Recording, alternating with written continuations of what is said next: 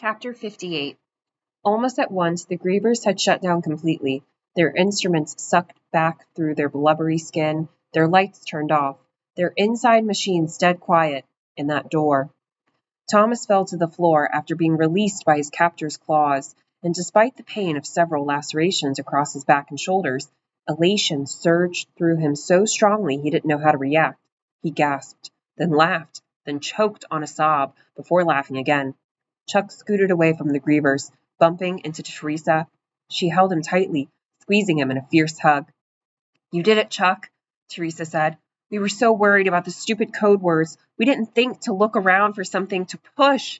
The last word, the last piece of the puzzle." Thomas laughed again, in disbelief that such a thing could be possible so soon after what they'd gone through. "She's right, Chuck. You saved us, man. I told you we needed you." Thomas scrambled to his feet and joined the other two in a group hug, almost delirious. "Chuck's a shuckin' hero." "What about the others?" Teresa said, with a nod toward the griever hole. Thomas felt his elation wither, and he stepped back and turned toward the hole. As if in answer to her question, someone fell through the black square. It was Mino, looking as if he'd been scratched or stabbed on 90% of his body. "Mino!" Thomas shouted, filled with relief. "Are you okay? What about everyone else?" Mino stumbled toward the curved wall of the tunnel, then leaned there, gulping big breaths. "We lost a ton of people. It's a mess of blood up there. Then they all just shut down." He paused, taking in a really deep breath and letting it go in a rush of air. "You did it. I can't believe it actually worked." Newt came through then, followed by Frypan, then Winston and the others. Before long, 18 boys had joined Thomas and his friends in the tunnel, making a total of 21 gladers in all. Every last one of those who'd stayed behind and fought was covered in griever sludge and human blood, their clothes ripped to shreds. "The rest?" Thomas asked, terrified of the answer. "Half of us," Newt said, his voice weak. "Dead." No one said a word then. No one said a word for a very long time. "You know what?" Mino said, standing up a little taller. "Half might have died, but half of us shucking lived, and nobody got stung, just like Thomas thought. We gotta get out of here." Too many, Thomas thought. Too many by far. His joy dribbled away, turned into a deep mourning for the 20 people who'd lost their lives, despite the alternative, despite knowing that if they hadn't tried to escape, all of them might have died, still hurt. Even though he hadn't known them very well, such a display of death, how could it be considered a victory? "Let's get out of here," Newt said, "right now." "Where do we go?" Mino asked. Thomas pointed down the long tunnel. "I heard the door open down that way." He tried to push away the ache of it all, the horrors of battle they'd just won, the losses. He pushed it away, knowing they were nowhere near safe yet. "Well, let's go," Mino answered, and the older boy turned and started walking up the tunnel without waiting for a response. Newt nodded, ushering the other gladers past him to follow. One by one they went until only he remained with Thomas and Teresa. "I'll go last," Thomas said. No one argued. Newt went, then Chuck, then Teresa, into the black tunnel. Even the flashlight seemed to get swallowed by the darkness. Thomas followed, not even bothering to look back at the dead grievers. After a minute or so of walking, he heard a shriek from ahead, followed by another, then another, their cries faded, as if they were falling. Murmurs made their way down the line, and finally Teresa turned to Thomas. "Looks like it ends in a slide up there, shooting downward." Thomas's stomach turned at the thought. It seemed like it was a game for whoever had built the place, at least. One by one he heard the gladers' dwindling shouts and hoots up ahead. Then it was Newt's turn, then Chuck's. Teresa shone her light down on a steeply descending slick blade chute of metal. "Guess we have no choice," she said, to his mind. "Guess not." Thomas had a strong feeling it wasn't a way of their nightmare. He had just hoped it didn't lead to another pack of grievers.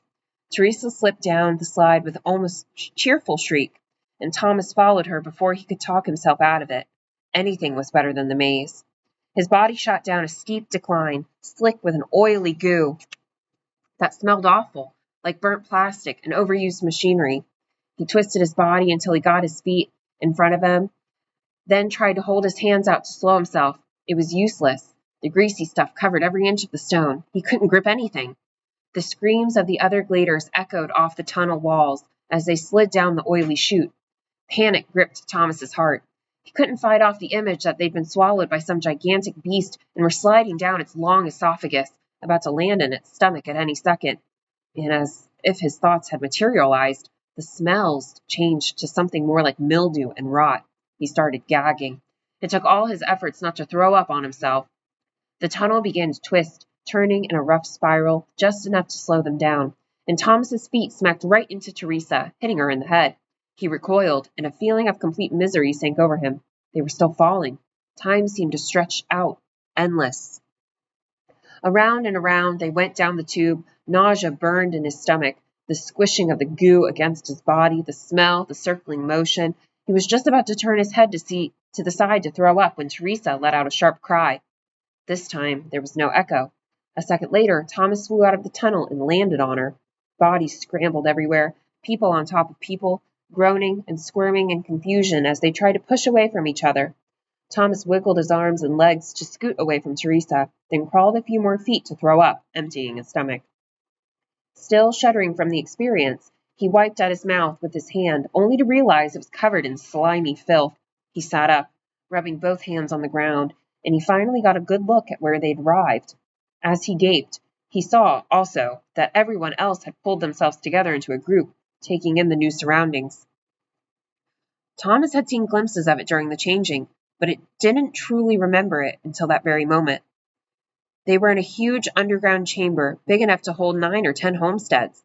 From top to bottom, side to side, the place was covered in all kinds of machinery and wires and ducts and computers. On one side of the room, to his right, there was a row of 40 or so large white pods that looked like enormous coffins.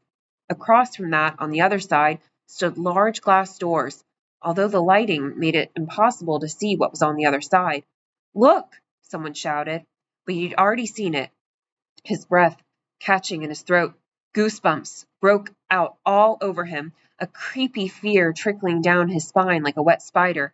Directly in front of them, a row of 20 or so darkly tinged windows stretched across the compound horizontally, one after the other. Behind each one, a person, some men, some women, all of them pale and thin, sat observing the gladers, staring through the glass with squinted eyes.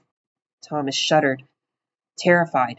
They'd all looked like ghosts, angry, starving, sinister apparitions of people who'd never been happy when alive, much less dead.